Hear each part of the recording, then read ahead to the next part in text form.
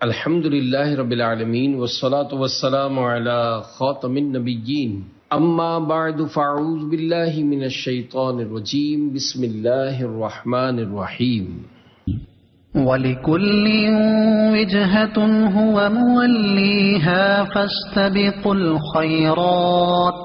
أَيْنَمَا تَكُونُوا يَأْتِ بِكُمُ اللَّهُ جَمِيعًا إِنَّ اللَّهَ عَلَى كُلِّ شَيْءٍ قَدِيرٌ۔ ترجمہ: اور ہر ایک کے لیے توجہ کی ایک سمت ہے، جس کی طرف وہ منہ کرتا ہے تو تم نیکیوں میں آگے نکل جاؤ۔ تم جہاں کہیں بھی ہوگے اللہ تعالیٰ تم سب کو اکٹھا کر لائے گا۔ بے شک اللہ ہر شے پر قدرت رکھنے والا ہے۔ وَلِكُلٍّ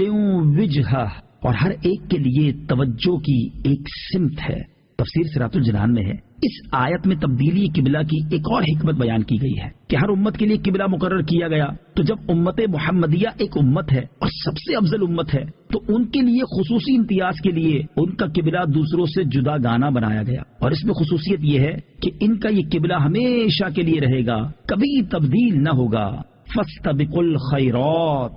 تو نیکیوں میں آگے نکل جاؤ۔ تفسیر صراط الجنان میں ہے، یعنی قبلے کا موضوع طے ہو گیا، لہذا اب صرف اسی بحث میں نہ رہو بلکہ اللہ تعالیٰ کی عبادت و اطاعت اور دین کے کاموں میں ایک دوسرے سے سبقت لے جانے کی کوشش کرو۔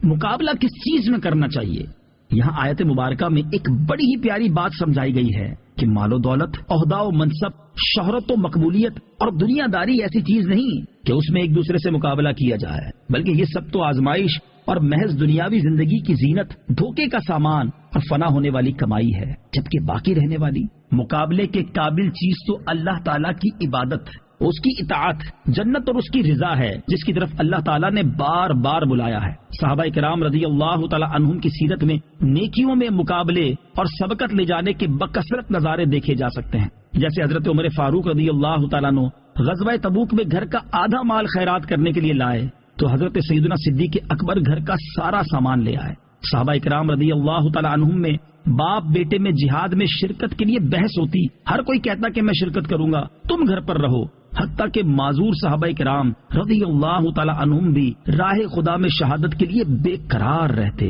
غربت و بے کسی کی وجہ سے راہ خدا میں سفر نہ کر سکنے والے روتے تھے۔ ایک صحابی اگر آدھی رات عبادت کرتا تو دوسرا پوری رات، ایک اگر تہائی قرآن کی تلاوت کرتا تو دوسرا آدھے قرآن کی۔ اللہ تعالیٰ ہمیں بھی نیکیوں میں ایک دوسرے سے سبقت لے جانے کی توفیق اور جذبہ عطا فرمائے۔ اینما تکونوا، تم جہاں کہیں بھی ہوگے، یعنی اے مسلمانوں اور اہل کتاب، تم جہاں کہیں بھی ہوگے، قیامت کے دن اللہ تعالیٰ تم سب کو اکٹھا کر لائے گا، اور وہ اطاعت گزار بندوں کو ثواب دے گا اور نافرمانوں کو عذاب میں مبتلا کر دے گا۔ بے شک اللہ تعالیٰ ہر شے پر قدرت رکھنے والا ہے، تو وہ مخلوق کو مرنے کے بعد دوبارہ زندہ کرنے، اطاعت گزاروں کو ثواب دینے اور سزا کے مستحق افراد کو عذاب دینے پر بھی قادر ہے۔ وَمِنْ حَيْثُ خَرَجْتَ فَوَلِّ وَجْهَكَ شَطْرَ الْمَسْجِدِ الْحَرَامِ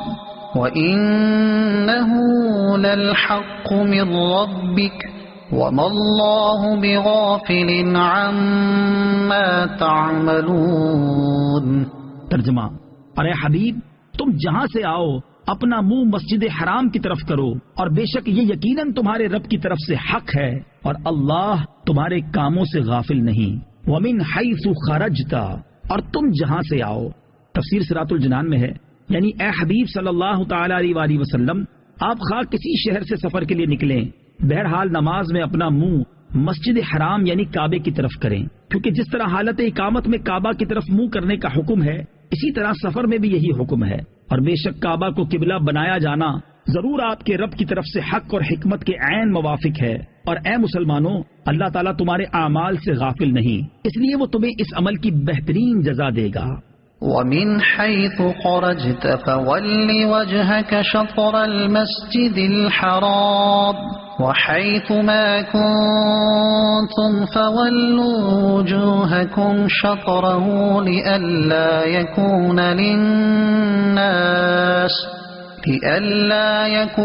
لِلنَّاسِ عَلَيْكُمْ حُجَّةٌ إِلَّا الَّذِينَ ظَلَمُوا مِنْهُمْ فَلَا تَخْشَوْهُمْ وَاخْشَوْنِي وَلِأُتِمَّ نِعْمَتِي عَلَيْكُمْ وَلَعَلَّكُمْ تَهْتَدُونَ۔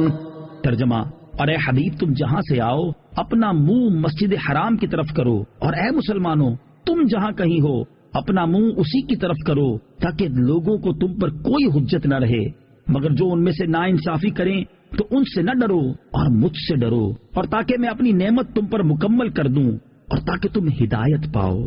وَمِنْ حَيْثُ خَرَجْتَ، اور تم جہاں سے آؤ۔ تفسیر صراط الجنان میں ہے اس رکوع میں 3 مرتبہ نبی پاک علیہ الصلوۃ والسلام اور مسلمانوں کو مسجد حرام یعنی کعبے کی طرف منہ کر کے نماز پڑھنے کا حکم دیا گیا ہے، اور اس سے بظاہر ایسا لگتا ہے کہ یہ تکرار ہے، لیکن در حقیقت یہ تکرار نہیں، کیونکہ ہر بار کے حکم کی علت جدا ہے۔ پہلی بار جب نماز میں مسجد حرام کی طرف منہ کرنے کا حکم دیا گیا تو اس کی علت یہ بیان ہوئی کہ اللہ تعالیٰ نے اپنے حبیب صلی اللہ تعالی علیہ وآلہ وسلم کی رضا جوئی کے لیے مسجد حرام کو قبلہ بنایا اور نماز میں اس کی طرف منہ کرنے کا حکم دیا۔ دوسری مرتبہ جب مسجد حرام کی طرف منہ کرنے کا حکم دیا گیا تو اس کی علت یہ بیان فرمائی کہ اللہ تعالیٰ نے ہر امت کا الگ الگ قبلہ بنایا ہے جس کی طرف منہ کر کے وہ نماز پڑھتے ہیں، اور جب امت محمدیہ بھی ایک امت ہے تو ان کا قبلہ مسجد حرام کو بنایا اور اس کی طرف منہ کر کے انہیں نماز پڑھنے کا حکم دیا گیا۔ تیسری مرتبہ جب یہ حکم دیا گیا تو اس کی علت یہ بیان فرمائی کہ قبلے کے معاملے میں یہودی مسلمانوں کے خلاف حجت قائم نہ کر سکیں۔ وَحَيْثُ مَا كُنتُمْ فَوَلُّوا وُجُوهَكُمْ شَطْرَهُ، اور اے مسلمانوں تم جہاں کہیں ہو اپنا منہ اسی کی طرف کرو۔ تفسیر صراط الجنان میں ہے اس آیت میں مجموعی طور پر لوگوں سے فرما دیا گیا کہ تم حالت سفر میں ہو یا حالت اقامت میں، جنگل و بیابان میں ہو یا شہر میں، ہر جگہ ہر حالت میں اور ہر وقت تم صبر نماز میں خانہ کعبہ ہی کی طرف منہ کرنا ہے، تاکہ یہودیوں کو اس اعتراض کا حق نہ رہے کہ ان کی کتابوں میں تو قبلے کی تبدیلی کا لکھا ہوا تھا لیکن اس نبی نے تو ایسا کیا ہی نہیں، یا وہ یہ اعتراض نہ کر سکیں کہ یہ نبی ہمارے دین کی تو مخالفت کرتے ہیں لیکن قبلہ ہمارے والا ہی مانتے ہیں، اور مشرکین کو یہ اعتراض کرنے کا موقع نہ ملے کہ نبی کریم صلی اللہ تعالی علیہ وسلم نے قریش کی مخالفت میں حضرت ابراہیم اور حضرت اسماعیل علیہ الصلوۃ والسلام کا قبلہ بھی چھوڑ دیا، حالانکہ نبی کریم صلی اللہ تعالی علیہ وسلم ان کی اولاد میں سے ہیں اور ان کی عظمت و بزرگی مانتے بھی ہیں۔ الا الذین ظلموا منہم، مگر جو ان میں ناانصافی کریں۔ تفسیر صراط الجنان میں ہے یعنی اللہ تعالیٰ کی طرف سے تو حجت پوری ہو چکی، اب بھی اگر کوئی اعتراض کرتا ہے تو وہ خود ظالم ہے۔ یاد رہے کہ دین کی راہ میں تانے سننا انبیاء کرام علیہ الصلوۃ والسلام کی سنت رہی ہے۔ فلا تخشوہم واخشونی، تو ان سے نہ ڈرو اور مجھ سے ڈرو۔ تفسیر صراط الجنان میں ہے اس آیت میں مسلمانوں کو حکم دیا جا رہا ہے کہ تم کعبے کی طرف منہ کر کے نماز پڑھنے کی وجہ سے کفار کی طرف سے ہونے والے اعتراضات سے نہ ڈرو، ان کے تانے تمہیں کوئی نقصان نہیں پہنچا سکتے، اور تم میرے حکم کو پورا کرنے کے معاملے میں مجھ سے ڈرو اور میرے حکم کی مخالفت نہ کرو، بے شک میں تمہارا مددگار ہوں۔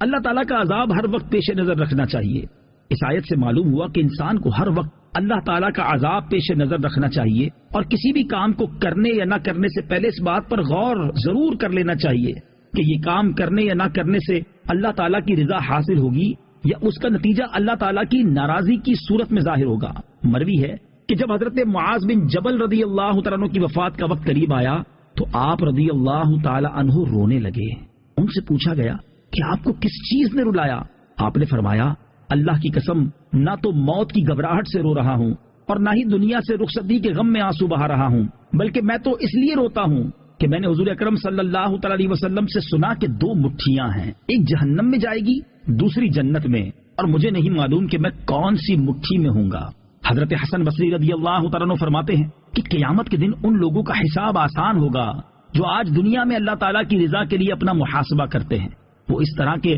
انہیں جب بھی کوئی کام درپیش ہو تو پہلے اس پر غور کرتے ہیں، پھر اگر وہ کام اللہ تعالیٰ کی رضا کے لیے ہو تو اسے کر گزرتے ہیں، اور اگر اس کے برخلاف نظر آئے تو اس سے رک جاتے ہیں۔ پھر فرمایا، اور بروز قیامت ان لوگوں کا حساب کٹھن ہوگا جو آج دنیا میں عمل کرتے وقت غور و فکر نہیں کرتے اور کسی قسم کا محاسبہ کیے بغیر وہ کام کر ڈالتے ہیں۔ ایسے لوگ دیکھیں گے کہ اللہ تبارک و تعالیٰ نے ان کا چھوٹے سے چھوٹا عمل شمار کر رکھا ہے۔ پھر آپ رضی اللہ تعالیٰ عنہ نے یہ آیت تلاوت فرمائی، وَيَقُولُونَ يَا وَيْلَتَنَا مَا لِهَذَا الْكِتَابِ لَا يُغَادِرُ صَغِيرَةً وَلَا كَبِيرَةً إِلَّا أَحْصَاهَا. ترجمہ: اور کہیں گے ہائے ہماری خرابی، اس نامہ اعمال کو کیا ہے کہ اس نے ہر چھوٹے اور بڑے گناہ کو گھیرا ہوا ہے. وَلِأُتِمَّ نِعْمَتِي عَلَيْكُمْ، اور تاکہ میں تم پر اپنی نعمت پوری کروں. تفسیر صراط الجنان میں ہے. اس آیت کا خلاصہ یہ ہے کہ اے مسلمانوں، جس طرح اللہ تعالیٰ نے اپنے حبیب صلی اللہ تعالی علیہ وآلہ وسلم کو تمہارا رسول بنایا، جو کہ تمہارے سامنے حق کی طرف ہدایت دینے والی آیت تلاوت فرماتے ہیں، رشد و ہدایت کے راستے کی طرف رہنمائی کرتے ہیں، اللہ تعالیٰ کی وحدانیت اور اس کی عظیم قدرت پر قطعی دلائل قائم کرتے ہیں، تمہیں بت پرستی کی نجاست سے پاک کرتے ہیں، اور تمہیں وہ چیز سکھاتے ہیں جن سے تم اپنے نفسوں کو پہچان سکو اور ان کا تزکیہ کر سکو. اسی طرح مستقل طور پر تمہارے لیے بیت اللہ کو قبلہ بنا دیا تاکہ اللہ تعالیٰ تم پر اپنی نعمت پوری کرے. گویا جیسے مسلمانوں کا نبی جدا گانا تھا، ایسے ہی ان کا قبلہ بھی جدا گانا ہو گیا. صدق اللہ